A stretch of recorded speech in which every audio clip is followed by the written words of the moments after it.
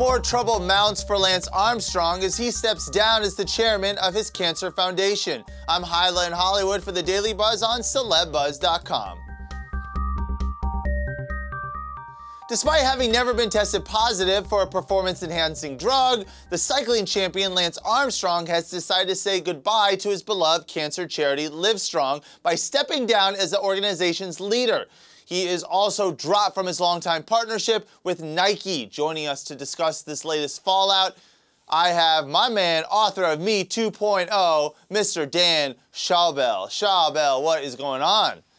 Not too much here in Boston. I'm excited to be here on the show. This is a big deal today on all fronts, whether you're a sports fan, a pop culture fan. This resonates with a lot of people. Please explain to me, the guy's never tested positive, but he's stepping down today.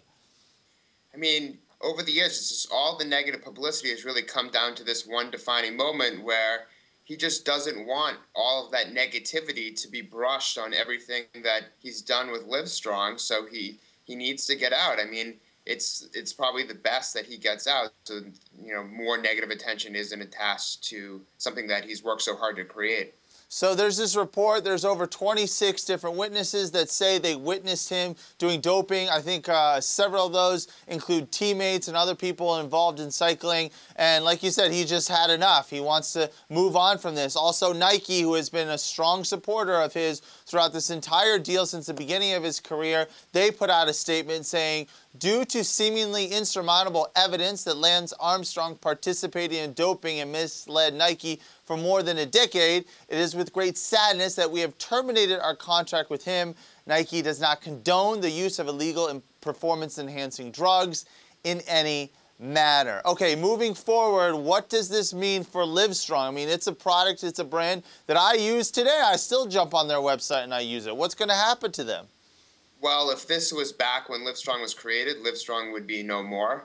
But because Livestrong is such a big brand now, something so much even greater than Lance Armstrong, and there's a whole team behind it, it doesn't really need Lance's celebrity as much anymore like it used to.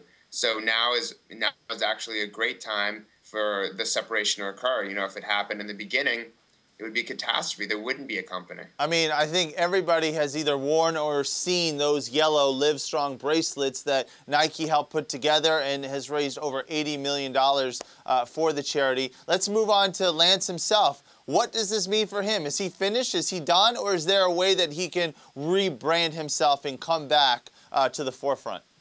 Well, we hear about this all the time with different celebrities. Look, the Paris Hiltons, the Kardashians. People apologize when they screw up, even if maybe they don't make a mistake, and then they just rebrand themselves. They do something else. They use their fame, which you'll never really lose your fame, especially at his level.